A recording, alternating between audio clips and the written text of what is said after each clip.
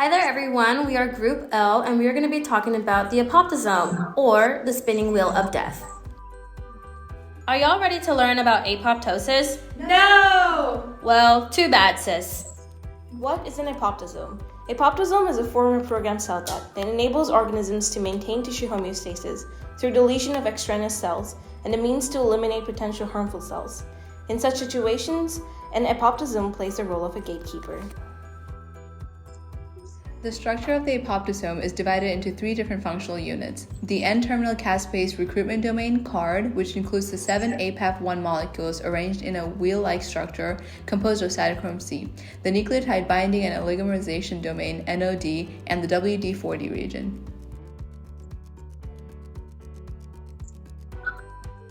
In order to form the apoptosome, cytochrome C is released from the mitochondria in response to pro-apoptotic stimuli. Cytochrome C then binds to APAF1 monomers on the WD40 region and activates them. Once the APAF1 is activated, the beginning of APAF1 extension occurs where the APAF1 monomers assemble to form the heptameric apoptosome.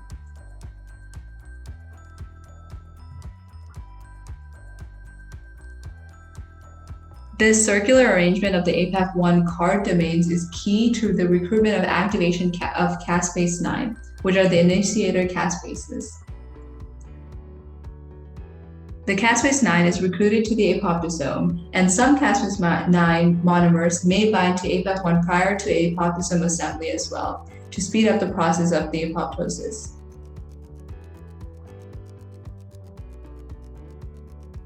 Once the caspase 9 has bound to the apoptosome, the caspase 9 catalytic domain is now activated.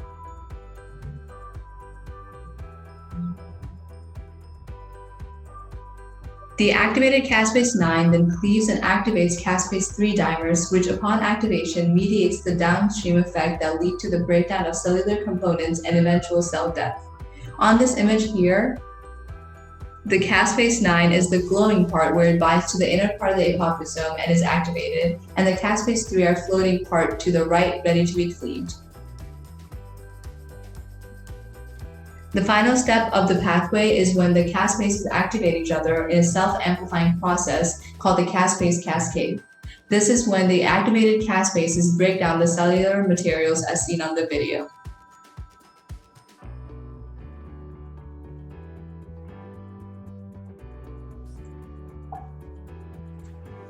There are two distinct pathways in which these caspases can be activated. One is called the extrinsic pathway, where the initial signal comes from outside the cell. It is often initiated from other cells, most commonly by subsets of T lymphocytes. When these bind, this will set off a chain of intracellular events that will ultimately lead to apoptosis. The second pathway is called the intrinsic pathway, which is initiated from within the cell.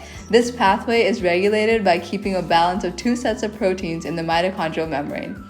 When a set of these proteins called BAX and BAC bind to the mitochondrial membrane, cytochrome C and other mitochondrial components are released to the cytoplasm to form the apoptosome.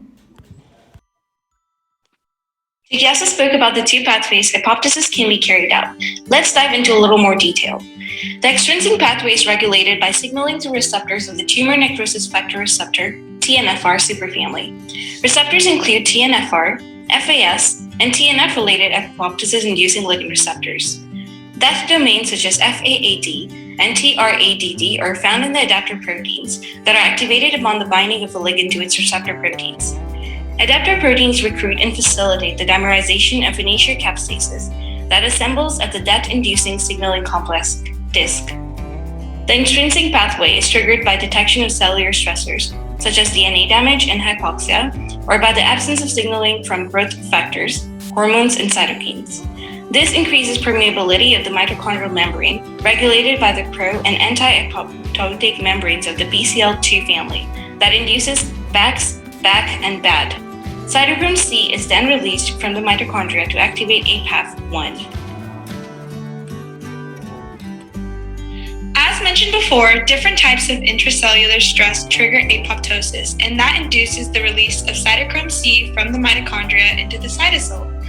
Although cytochrome C is primarily known for its function in the mitochondria as a key participant in the life-supporting function of ATP synthesis, it also has a role as being a gatekeeper to the apoptosome regulation.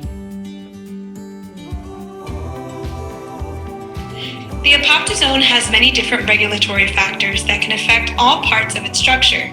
The main structures that we are going to talk about today of the apoptosome that regulatory factors target are APAF1, caspase 9, and cytochrome C. For APAF1, we have heat shock proteins, or HSPs. HSPs are highly conserved and functionally interactive chaperone proteins that catalyze the proper folding of nascent and misfolded proteins. Some HSPs are constitutively expressed, while others are rapidly induced in response to stresses. Some specific heat shock proteins that affect the apoptosome are HSP90 and HSP70. HSP90 binds to the WD40 domain, inhibiting cytochrome C-mediated oligomerization of APAF1, while HSP70 interacts with the CARD domain of APAF1 directly and inhibits pro-caspase 9 recruitment and apoptosome formation. For regulators that target caspase 9, we have CDK1 and AKT. CDK1 is a highly conserved protein that functions as a serine threonine kinase and is a key player in cell cycle regulation.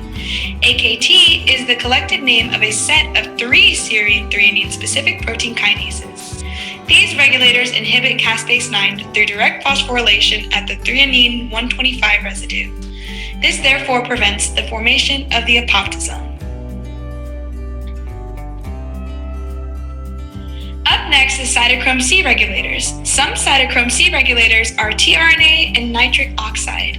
Both of these regulators serve the same function, as they both inhibit APAF1 oligomerization by binding to cytochrome C. In terms of evolution for the apoptosome, multiple studies have been done on worms corresponding to the CED4 domain, the APAF1 protein we talked about previously in humans, and finally, there are also many studies revolving around flies, which correspond to the dark protein domain. So CED4, dark, and APAF1 are pretty homologous and have conserved caspase recruitment domains, as well as other apoptotic proteins like initiator caspases and apoptosome regulators, which I will discuss in the next slide. Although these proteins involved in apoptotic activity for worms, flies, and humans are similar, the initiator procaspase activation mechanism is quite different. These initiator procaspase proteins need to be activated through CARD-CARD interactions, meaning binding to the caspase recruitment domain, in order to start the activation of other proteases and thus initiate apoptosis. In the figure on the right, you can see the green triangle shapes representing the CED4, dark, and APAF1 adapter proteins, while the purple triangles are the initiator procaspases. CED3 is the initiator procaspase for CED4 in worms, but its initiator procaspase activation is different from others due to structural differences like the absence of beta propellers.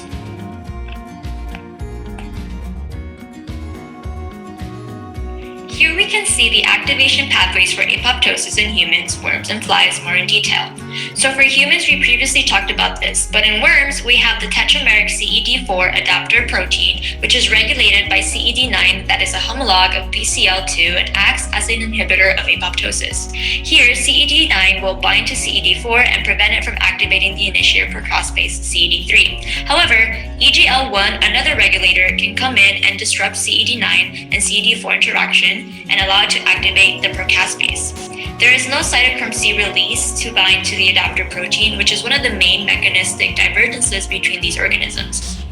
Lastly, we have the optomeric dark adapter protein, which activates the drunk initiator procaspase. Then the DR-ice effector procaspase is cleaved and apoptosis in flies is induced.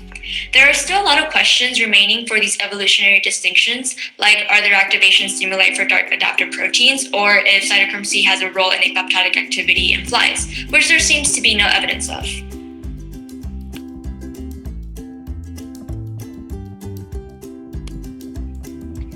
Additionally, darkened APAF1 proteins have about 40 tryptophan aspartate repeats called WD40 repeats, which make up the beta propellers that are required for cytochrome C binding in APAF1. However, since this is not necessary in dark adapter proteins, there is no evidence of cytochrome C binding. Instead, the beta propellers aid in ring stabilization for the octameric dark protein.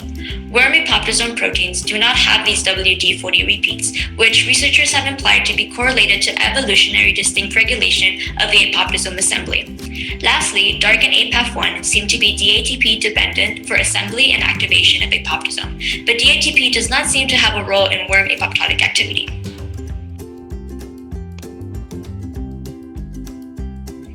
The deregulation of the intrinsic apoptosis pathway is associated with cancer and neurodegenerative diseases. On one hand, excessive apoptosis can lead to medical consequences such as stroke, ischemia, reperfusion damage, and neurodegenerative diseases such as MS, ALS, and Huntington's disease. On the other hand, inadequate cell death can lead to various types of cancer, such as breast, ovarian, brain, and prostate cancer, and autoimmune diseases. Inappropriate activation of cell death leads to loss of neuronal cells and neuronal connectivity. Specifically, apoptosis is thought to be responsible for motor neuron degeneration seen within amyotrophic lateral sclerosis, also known as ALS. ALS is a neurodegenerative disease that results in the gradual loss of muscle function and eventually death. Some familial cases of ALS associated with superoxide dismutase 1 mutations, abbreviated as FALS-SOD1 mutations, induce apoptosis through the expression of APAF1. Additionally, caspase-9 levels are often elevated in ALS patients. This suggests that APAF1-dependent cell death in ALS is an important target for therapeutic intervention. APAF1 silencing or inactivation is observed in many cancers.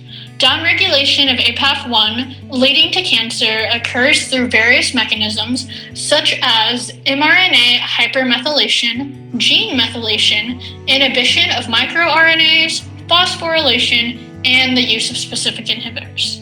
In breast cancer specifically, the co-expression of genes that experienced increased proliferation coincide with the suppression of genes involved in apoptosis. This increases the risk of cancer development in the mammary gland. Hypermethylation causes below normal levels of APAF1 mRNA in human breast tumors. Melatonin, which acts as an anti-cancer agent, can induce apoptosis in MDA-MB361 breast cancer cells via the expression of APAF1 and the induction of the mitochondrial apoptotic pathway. This suggests that melatonin can be utilized as a target for therapeutic intervention of breast cancer.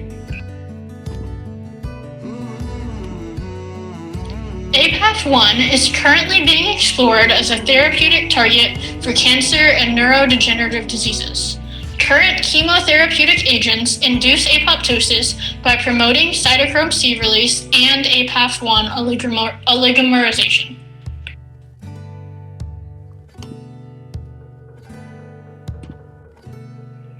APAF1-based neuroprotection involves the use of inhibitors of APAF1 or the apoptosome as neuroprotective agents. Inhibition allows some differentiated cells to evade the excessive apoptosis that results in neurodegenerative diseases. Specifically, anti-APAF1 chemical compounds, such as minocycline, are currently being examined as potential therapeutic targets for ALS. Minocycline has been shown to increase survival and reduce motor neuron loss in transgenic mouse models with ALS. However, clinical trials revealed that minocycline has harmful side effects, suggesting that minocycline cannot be used as a therapeutic target. As we have been discussing the importance and process of the mechanism that is apoptosis, we have been analyzing the system as one of controlled cell death. It is the process in which we are ridding our body of dead cells, things that are no longer needed, or provide further damage to our bodies if not dealt with. Therefore, it can be said that apoptosis is a vital and natural medicinal practice that we unconsciously undergo. However, there can be unforeseen circumstances to the cell death machinery. When cells die, new ones are cloned from neighboring healthy cells, or so we thought. Sadly, in holding a discussion with Dr. Sean Bratton from MD Anderson, our mentor of apoptosis, we found that the most common cause of death within COVID-19 patients is due to lung failure. The reason these lungs are failing is because healthy cells are not being cloned as quickly as cells are dying. These lung cells are damaged beyond repair, and any cloning of these damaged cells further enforce the patient's sickness. Here is our slide of references. Goodbye and good riddance from Danny D-Dog DeVito. No questions or you will be dealt with.